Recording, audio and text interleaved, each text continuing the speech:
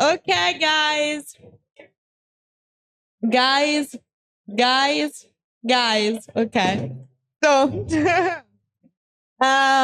so let's start with a very a quick introduction, 20 seconds to who you are and what you're building. Hi, my name is Rolf Schipper. I work for Chainlink Labs. I do strategic accounts there. And before this, I worked on a couple CBDC projects and some RWA tokenization with large banks and central banks. I'm Jay from Centrifuge.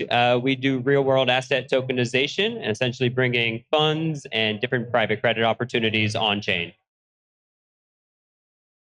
Hi, I'm Stefan. I'm the founder of Truflation, and we calculate real-world cost of living and how that moves. And we provide the true source of inflation. Hi there, everybody. My name is Nathaji Metivier. I'm the CEO of Lendr Network, and we're doing fully decentralized real-world asset tokenization. So we're creating synthetic tokens, a lot like decentralized stablecoins, but for real-world assets. Perfect. Okay, guys, I need to ask to raise the volume because otherwise we can't hear you. Or raise your voice as well. So I asked him, but I also ask you. So now let's go into the topic a bit more specific because we are here to speak about RWA, so real world assets. And the first question that I want to make is about how does Chainlink facilitate the integration of off-chain data into smart contracts, and what role does it play in the development of RWA? Yeah, good question, of course. The term RWA implies that there's something that isn't on the blockchain and lives off of the blockchain. So when you look at all these different issuers, what they're doing is they're taking something in the real world, they're usually putting it into a custodian or something similar, and then they're issuing, practically speaking, something like an ERC20 or an ERC7012, whatever, on the blockchain. And then that's really nice, but that's just kind of a plain token. There's not really much you can do with that. So what you need, for example, a price feed to understand what this thing actually is. You need to be able to get that data from, for example, a private chain, if it exists, onto the public chain, or even from traditional banking software like SIP Fiori or SIP Fiori or something. Just issuing an asset isn't going to get you somewhere. You need to be able to get that data into the asset or into the smart contracts to be able to use it. So when you look at, for example, an Aave or something, if they want to introduce an RWA, they need to know what it actually is rather than just a little bit of just trust me, bro. So they need a price feed. They need to know it's safe. They need to know that it's actually backed by something, because otherwise anybody can just issue a token and say, oh, this ERC20 totally, is worth whatever I say it is, basically. So we kind of help build this ecosystem of data around these assets themselves. And we leave all the, frankly, really hard parts of the tokenization, all the legal discussions. We leave that with the issuers who are absolute experts at that kind of stuff. So now let's switch a bit to RWAs applied to DeFi specifically. So with Centrifuge, Centrifuge is focused on bringing RWAs into DeFi. So what's the process of tokenizing RWA and allow this? Yeah, so once a fund launches through Centrifuge, the process for tokenization is bringing everything on chain, right? So every single pool that launches will have a unique asset class with a unique asset structure. And we essentially help them set up a template so they could bring as much data on chain. And so the issuer will then mint an NFT. The reason we use an NFT is because it's unique in nature. So for instance, if it's T-bills, that's a specific QSIP that the fund is purchasing. And the fund will then be able to have a unique NFT to each QSIP. And that's the idea behind it. Same for a loan. If it's a fix and flip, that loan is also unique. And so the NFT is unique. Speaking about pricing, how you were saying, I think it's actually a really good point. And it's really the future, which is if you have a fund, you need a professional fund administrator or trustee, different parties in place that are going to verify the asset, right? Verify the asset, the value, the change in value, ensuring that the NAV is up to date and that the token price is constantly moving in the right direction. So I really do like what you guys are doing. I think it's really changing the game, providing more opportunity, competing with really big players in the traditional finance world. But you guys are, Web3 native, and I think there's a lot of opportunity, and especially a lot of opportunity for our pools. Do you want to add something or no? Yeah, let's add. I can make a question. So since you have the mic, Truflation is all about real economic data. So how do you think real economic data can help the RWAs and in particular the valuation and stability of RWAs? So we look, one of the things that we're seeing with Truflation, we span TradFi and DeFi, right? So we have the people in DeFi where we go and work with to build out, synthetic assets, trading of inflation, etc. TradFi, all they care about is how can they help better forecast what the government is going to tell them. So we're sort of between both angles. How do we grow and blend and find a middle ground where we can grow and scale that? Today, 18 to 29-year-olds' biggest concern around the world is cost of living. So inflation matters to everybody. In the UK, you've lost 40% of your purchasing power in the last 3 years. 3 years, 40%. That's huge. So what do we need to do? How do we incentivize and attract new development products in this market? How do we bring new liquidity into this market? Insurance products to insure myself against inflation, flat coins that allow the development and allow me to save money in a currency. But if I can't market those, if I can't bring them to consumers, and by the way, there are 1.7 billion people on this planet that are using US dollar as a denominator because ultimately 99% of the world's trade is done in US dollars. How do we give them the rights to participate in this ecosystem and attract more services and allow them to store value in a flat coin or other types of inflation protected assets? I don't know if that answers the question. Yeah. Do you want, guys, do you have any opinion about it? About this question?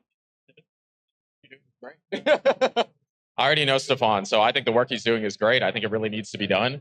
Like he said, many currencies around the world are devaluing pretty rapidly, and so I think people are looking for alternatives. But I think what you're doing, what Nate's doing at Lendr, and what you're helping commoditize, attracting, exactly, unlock potential and access to the 1.7 billion people that today cannot trade in commodities. You're looking to bring onto the blockchain and enable synthetic trading of assets that are only available to 15 banks.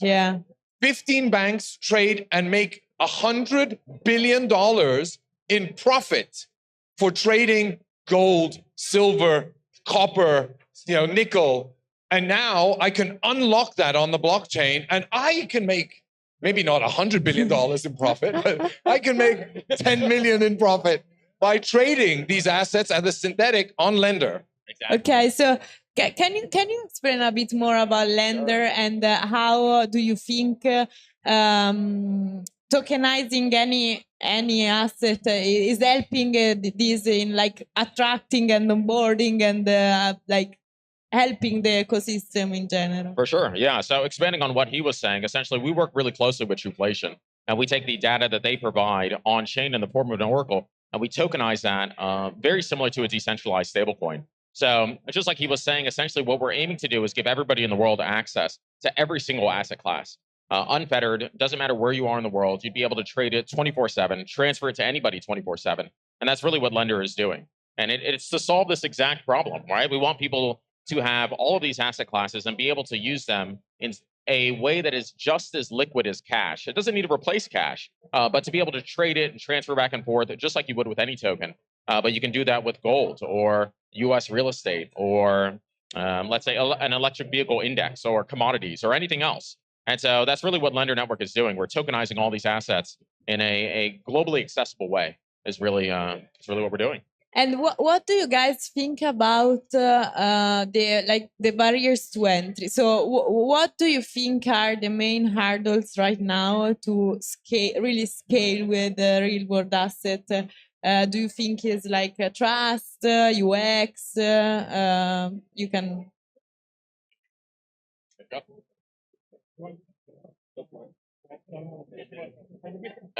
Let me ask you, right? We were talking earlier about you got into Bitcoin and crypto because you felt that there was an opportunity. No, okay, sorry, crypto. All right. You got into crypto because it had a disruptive representative. It represented disruption, change, opportunity, inclusion. What would it take, and what do you think is needed so that we can be more successful in this industry to make you excited again? So I'm bored, guys. No, I'm doing marketing, so I really take care about this kind of topics, you know. And I think that I'm personally a bit bored because really we are not being in this disruptive anymore as we were in 2018 when I joined. I am focused on DeFi. So back then DeFi was really like the purpose was bringing a new financial system to everyone. Now is making rich people richer with the money that we have already in the space. So we are not scaling anymore. If you look at the charts, we had a super like scaling at the beginning and then flat, you know, then bear market and then a bit and then flat. It means that we are not building something new anymore. We are not drawing in liquidity. We are not attracting new people. Why?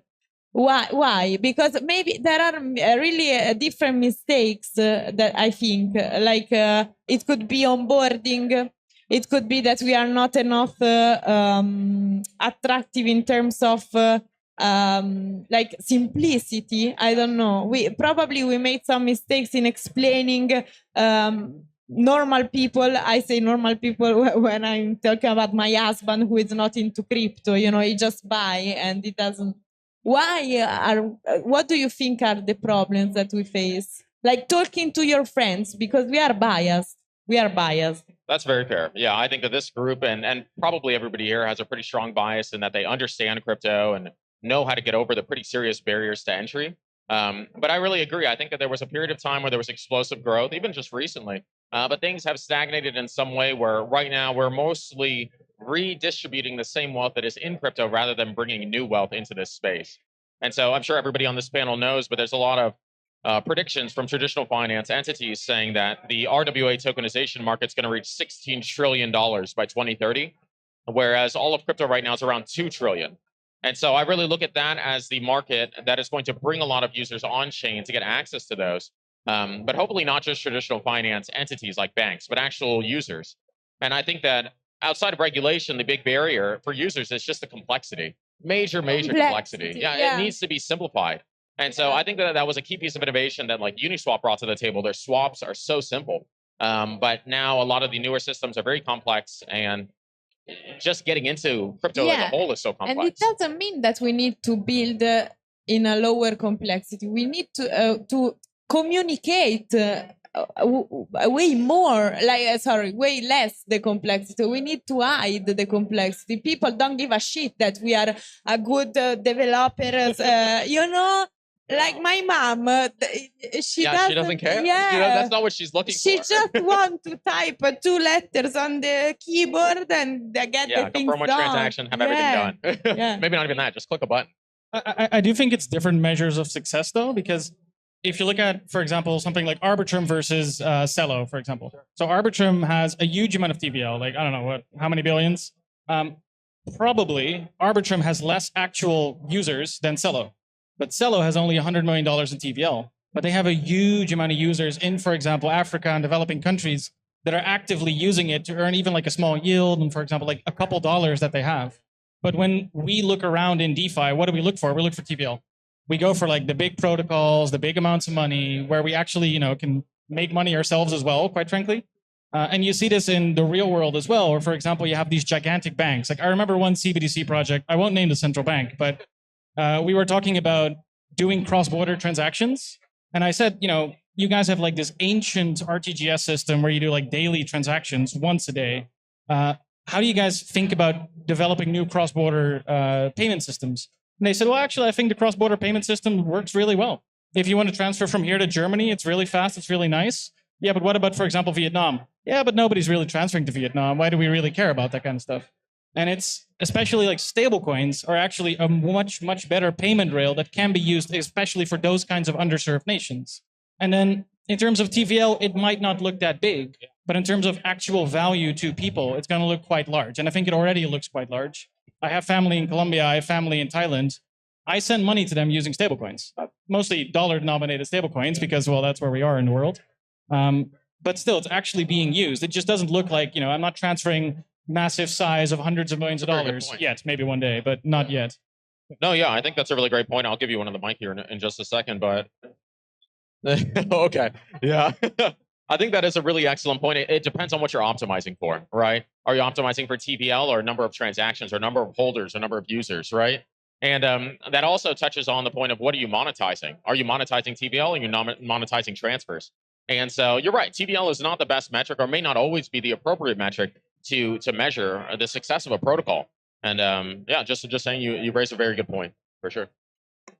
So on the example, Cello's very much focused on mobile, right? So they went mobile first. They were trying to get the mobile user, and they were very much into international markets. So markets where Africa, I think they created a big penetration. Remittance, if you go back, Bitcoin again was peer-to-peer electronic cash, right? So it was peer-to-peer. So it was all about remittance and increasing the velocity of money. What could we do? I mean, ultimately, I think that's what's really going to drive change, right? I need to make it so simple that the money flows and it turns around really fast. Everybody's got a mobile phone, and that's the computer we all walk around with today. And so how can we accelerate that? And how do we bring RWAs as a tradable ownership product to facilitate trade? I want to trade in this and trade in that. It's an exchange of goods and services. And how do we do that? And how can I lend against my house? How can I get that on chain and borrow against that and immediately transfer it to you? Bang, bang, bang, instantaneously. At Bitcoin.com, we built an app for merchants that every single staff on their mobile phone could have that app, but it would always go to the merchant wallet. So I would pay, and the tip would stay in your wallet address as the server or at a restaurant, but the main price would go to the restaurant, for example. And it would be a dedicated wallet that would then be, ideally, hopefully, maybe multi-sig, but things like that, right? So how do we enable faster velocity of money? Yeah, and I think we can quickly bring it back to RWAs here, because if we're real, I hope that nobody here had hundreds of thousands of dollars in actual dollars over the last couple of years. So if you look at how actual people and also big companies and basically everybody actually treats their money, you have a bit of actual cash, like in stablecoins, and then you have a savings account. And it looks like cash, but it isn't, because actually that's backed by RWAs. Loans to people, loans to mortgages, loans for cars, whatever. Banks are loaning out your money, and that's backing your savings. Then you have your house, then you have stocks, then you have all these other assets. So in practice, nobody really keeps a huge amount of money in stablecoins. We actually back that with RWAs. And if we want to do that safely, we have to tokenize all these things. We have to tokenize small business loans. We have to tokenize large business loans, treasuries, and everything. Yeah, I absolutely agree. We're all basically saying the same thing. It needs to be simple, easy to access. Interoperability needs to actually happen. And we need to be able to make it tradable. I think the biggest hurdle I see is the number of clicks it takes to do a transaction. At the end of the day, if you go to Robinhood, you could do a lot in one click. That's what we need. One click is the goal, and interoperability, account abstraction, all of these keywords that we hear are going to bring people in. But when I have to tell my grandmother that she has to have a seed phrase hidden on a piece of paper, hidden in a vault, she doesn't want to bother. It's too much work. And that's the reality. So simplification and diversification, while also we need to talk about regulations, because you really can't access RWAs if you're not the right type of investor. I'm an American. I do not have enough money to participate in centrifuge. That's the reality. I want to I want to put money towards fix and I'm flip loans. Italian. I want to put have money towards even the cars. less money than you. So this is the reality of the field where we're not all equal. We don't No. all have the ability to access these assets, No. even though we want to. I Yeah. want to have fun with gold and silver and copper. I want to have money in other people's houses and fix Yeah. and flip loans and put money into funds and T-bills. Yeah. I can't do that. Yeah. You know what I can do? With one click through a Marcus account, I could have a CD like that and get Yeah. 5%. Easy. I think it's a bit like our struggle now, in my opinion, is to find an equilibrium between like simplification, accessibility, regulations, compliance, etc., which is not easy, guys, but we will get there. So speaking about regulation, how do you see the landscape, the regulatory landscape about RWA, and how do you see it evolving and impacting right now on the ecosystem? That's me. How do I see it evolving? This is very interesting. So ultimately, I think the dilemma with regulation is a lack of clarity. Sorry. Yeah, a lack of clarity, right? So it's difficult for a lot of protocols to grow because many people won't work with them because they don't want to touch crypto with a 10-foot pole. And the reason why is because they just don't want to get into something that could be a problem later on. So that lack of clarity is really damaging the ability for a lot of startups to grow. Where do I think it's going? Ultimately, I think every day we get more and more clarity, and that's ultimately what's solving this. But really, unfortunately, people are finding a lot of ways around it, just to work in the gray area to still get things done and still move forward. I mean, even companies like Uniswap are now receiving Wells notices and things of that nature, and ultimately they produce a huge amount of growth within DeFi, finding ways around a lot of these problems. So I would love compliance to catch up, is the way that I feel about it overall. As far as how it gets there, I think something that's maybe not touched upon enough, at least for people in the United States, is our ability to push our regulators to make change as individuals. And so I'm very politically active, and I think that we could do more simply to speak about it with regulators and speak about it being an important point, because ultimately our votes are what matter, at least in the US. Yeah. Yeah, I think it's actually really interesting. The regulations as they stand, specifically for RWAs, are a lot clearer than the other asset classes, right? Like we are just doing what's traditionally already available. So the rules are quite clear. They just don't talk about tokenization. And I think the normalization of tokenization within this space is just next. It's what's going to happen, right? Like after the paper crisis of whatever year it was in the stock market, they went digital. Next is on chain. I think it's just natural, but the regulations just need to say, we're okay with you tokenizing these assets. So how do you see in RWA competing against the incumbents if you're playing according to the incumbents' rules and their game? There was a survey that came out from McKinsey recently that said, I forget the exact number, but it was close to 60% of firms that are already securitizing real world assets, what we consider real world assets, are planning to tokenize within the next 3 years. It's happening. They want all of the perks that we've been talking about for years. They want it. And we all of us are ready to give it to them. Touching on that same question, how do we compete with these other companies? I think that, like you said, I think a lot of the big players are already moving into this space. And there is a lot of regulatory clarity at the moment for real world assets. But I think the downside is that the regulation was written for older financial systems. And so they don't let people take advantage of some of the benefits of a blockchain technology, right? That interoperability, like you were saying, like a good example is stablecoins, right? So many things are built on top of stablecoins. And that's really not possible if you are requiring that everybody is an accredited investor in order to use any of these financial systems. And so I think that how do we compete with them? I think we need regulation to catch up so that we are able to have not just the big firms play a role, but really anybody. And I think that is also a key benefit that we have that allows us to compete against them, is that you don't need to have $2 million in the bank in order to access this asset class. Anybody can access it. And you can send it to anybody in the world, right? You can hold it any way you want. And so those are my thoughts on that. Yeah. Thank you, guys. So next question is a bit broader and is about how do you see the future of RWA in, let's say, 5 years, how do you see like like how big do you see we can arrive, and how many users, how much money will be involved in your opinion, if our debts will be there in 5 years? 5 years is not a long time, in my opinion. 5 years is not a long time, but it's long enough for me to start getting white hairs in crypto.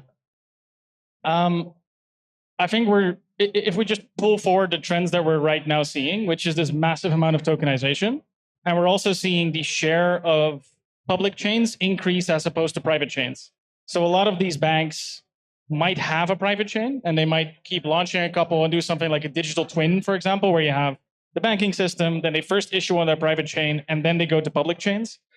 But it's pretty clear when frickin' Larry Fink says on national television that, public chains are the future, we should never do private chains, we're going to public chains. So we're going to see this enormous surge of all types of RWAs move into this public space. I think it's going to happen with the easier to tokenize assets first, so stuff like US treasuries, the more liquid assets, the more clearly definable assets. And frankly, I think we're going to see this whole DeFi ecosystem arise on top of them, like, for example, with Centrifuge, where you're going to have, for example, these individual NFTs, but I don't want to hold an NFT that pays me out a coupon once per 3 months. I want to hold, for example, just a savings account. So you're going to see this layer built on top. And frankly, we're probably going to start measuring it into trillions on chain. Like right now, the only $1 trillion asset we have in crypto is basically Bitcoin. We're going to see $1 trillion asset classes in crypto is what I expect. I agree. Yeah. I'll touch on this next. Where do I see it going in 5 years? I think that if we are capable to get the average person to have access to any RWA, I think that we'll eventually replace our high yield savings accounts with real world assets, or at least maybe tokens that represent a basket of assets, where you would cut out that middleman, the bank, who's profiting off of your saving account's money, right? Because they're going out and they're buying assets and they're giving you a little bit of the returns, but they're keeping the vast majority of it. I think that your average person will be able to do that.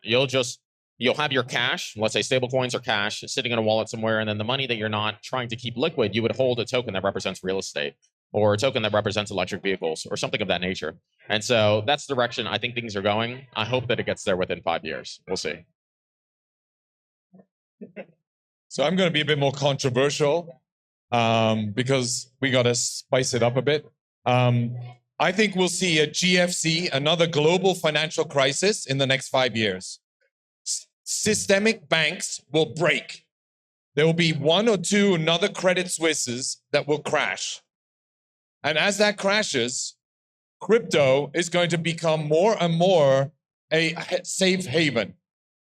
And as crypto becomes more and more safe havens, destinations like Centrifuge, where I can then leverage an asset to go and borrow on Lendr, with Chainlink providing the proof of reserve, and then obviously paying in Nuon tokens, I can then go and have an inflationary protected stablecoin that I borrowed from Lendr using a housing, my house that was used as collateral to pay my rent, and then working with Chainlink to have a proof of reserve. Not in 5 years, in 3. That is really scary and exciting and scary again. I can't even speculate where we will be in 5 years. I think you all have valid points. I think it's very likely that we'll just see a lot of competition. I think all of us tokenization platforms will be vying for the same $1 trillion in tokenization coming on chain. And I'm very scared of when it crashes. But I do think, to your crash point, all of these stables that are coming out are part of this problem, right? If the banks crash, the dollar value, the Swiss check franc value goes down, all of that affects the space. And investing in T-bills or assets backed by property are not the safest bet, because if the dollar crashes, the property values crash. And I don't even want to imagine where I will be living in a situation like that. But you see, I think we're in blue ocean territory, right? We in crypto land, in blockchain, we created out of zero, out of nothing, from $10,000 a big pizza, 10,000 Bitcoin a pizza, we've created a $3 trillion industry. Why should we stop? We should not stop. We should not, and we should not compete against each other. We should compete against the big boys. Those systemic banks that have created the systemic problem that we have today of $35 trillion in debt in the US. Why do we let them dictate to us how we should be competing against each other? We should be collaborating each other to grow the $2.3 trillion to a $100 trillion, quadrillion dollar, as Sergey calls it, industry. Yeah, I think we are in this phase now. But maybe in 5 years we could start to compete also. I hope that we can start to compete against each other. But right now I think the same. We are in, we need to think about as an ecosystem rather than we are not right now in the position of competing against each other, guys. Yeah, we are too small. We need to scale all together and to grab liquidity all together as an ecosystem. I mean, we are small, but I remember when I was blown away when you had Societe Generale post a DAO forum post on MakerDAO asking them to tokenize something. That was the first time ever that a bank interacted directly with a DAO. Like, we are getting somewhere where I never even dreamed we would get to, quite frankly. I remember when Maker first broke its like $1 million or 1 million DAI mark, and then a couple years later we're there, right? And I think what you also see in this space is this. It's frankly started fully open. Everybody was open. Everything was open, and it was also retail driven first. And all the banks like kind of ignored it. It was this weird thing that these nerds were doing in the corner. And then suddenly we started creating money, and you suddenly had $1 billion in this DeFi ecosystem and $1 billion in that DeFi ecosystem. And suddenly they started to get interested, but they couldn't play because of regulation, and they didn't really know how to play. So it's taken a couple different years where you went from we're going to completely ignore blockchain to we're going to issue a private chain to we're going to issue a private chain between central banks and fork Uniswap and use that for foreign exchange currencies, which actually happened between Dubai and Thailand, into this place where now you have gigantic banks tokenizing hundreds of millions of dollars on the Ethereum blockchain, the ECB issuing a bond here. They are going to come and play here. And yes, they are large. Yes, they are systemic. And there's a lot to say about the banks.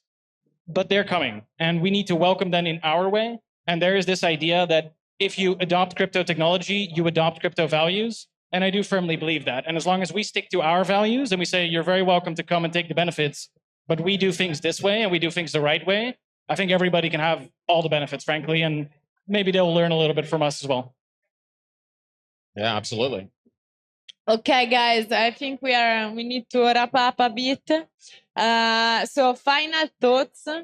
I want to ask you, what's the most exciting thing you're working on with your project, and an advice to a potential joiner of RWA space, like a project thinking about building on this. So exciting thing and advice. You can start. Interesting. Okay, so the thing that I'm most excited about that we're currently building is probably Voice. Louder. Louder? Yeah.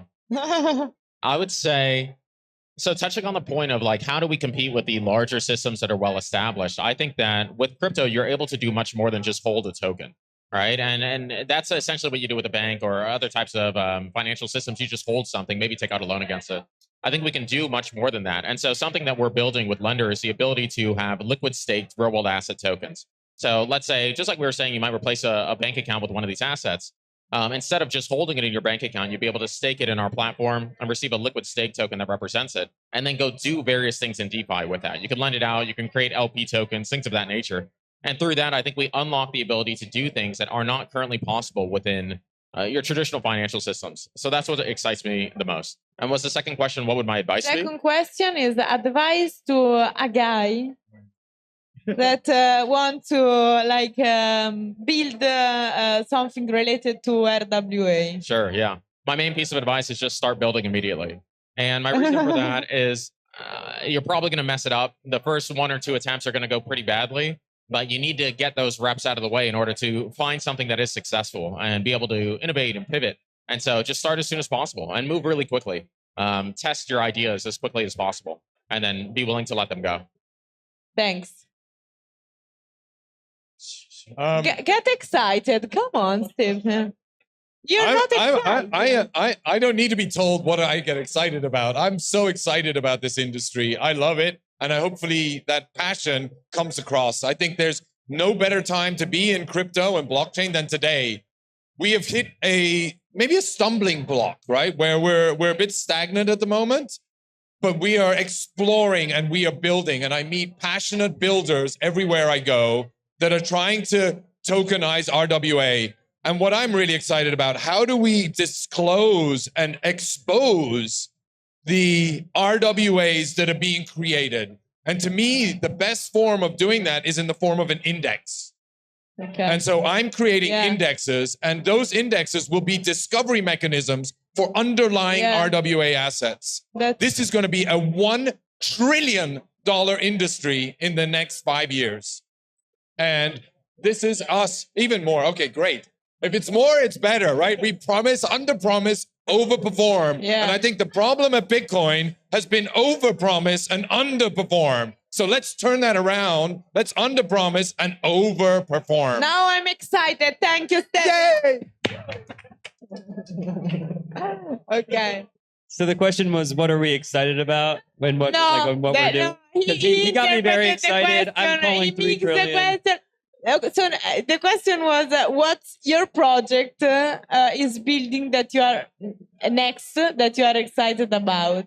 So we are working on getting centrifuge everywhere. And when we say that, we mean all the chains. If you're an investor, you just come with your whatever the stable coin of that pool is, and you invest, you participate. It doesn't matter what chain, the issuer can off-ramp, and the funds all get blended together. And that's that interoperability where you can come from Arbitrum, Celo, Ethereum, Base, or Polkadot native as well. Like wherever USDC is, if you want to participate, you can use it. And that's what I'm really most excited about, where you don't really have to be like, oh, okay, now I need to bridge it over here, and then I got a wormhole here because it's a special chain like that. None of that. You're an investor, put your money in the pool, however best you can. Yeah, wherever you want. Exactly. Amazing. And then my advice. Also Bitcoin. It's a chain. Bitcoin. We'll see what they do with the ordinals and all that. And then my advice to anyone trying to get into the space, stick with it. Don't let people talk down to you about it. If they do, just ignore them. I remember going to conferences and telling people about centrifuge, and they would laugh at me when I told them they could get 10% yield on real correlated assets. People laughed. They could get 1,000% on a Pepe token. Go have fun with your speculative token. God. Yeah. Like, if you're ready, if you really have a good idea, stick with it and you'll make it. Yeah. Besides meme coin, guys. There's a huge amount of stuff happening to be excited about. Now, I need to be a little mindful of what I say, so I'm just going to stick with what I was really excited about last week is our collaboration with Fidelity and Sygnum Bank, where we brought net asset values on chain. So in TradFi, you have somebody who holds the asset, somebody who manages the funds, and then you have a calculation agent that actually determines this is what the thing is worth. It's a very weird idea in DeFi because we kind of mix everything together for some reasons, some good, some bad. But we're helping to bring actual net asset values on chain. And that's like the start, because now if you tokenize an asset that is backed by this thing, you actually know what it's worth in a way that is regulatorily compliant. And that makes it much, much easier for these very large institutions to like dip their toes into this industry, also on the public chain, rather than just the private chains. And I think we need to pull them into the L2s, into the DeFi ecosystem, into the places where other people can also interact with them.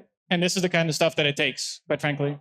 And in terms of advice, I think back in 2017, when I was still young, I had a startup and it bombed. And then I went into, let's call it TradFi consulting type stuff. And I just kept kicking people's shins about blockchain. What are we doing with this? What are they doing with this? Why is the client not working with this? And I just kept being annoying long enough until they put me in front of like very large institutions to talk to them about blockchain. And at some point, when basically Terra Luna started going up and everybody was earning 20%, they started getting interested. As long as you just keep being persistently annoying, somebody will start listening for good or bad reasons. Be annoying. Okay. What you're saying, and I think this is super underappreciated, what Chainlink has done with NAVs on the blockchain. So if you're a young, emerging, upcoming student, or looking for a new career, do not go into accounting because they have just killed 50 million accounting jobs because they have taken NAV, which needed to go through Anderson Cooper. Anybody remember Anderson Cooper? Enron? Everybody heard of Enron? If you haven't, go read about it.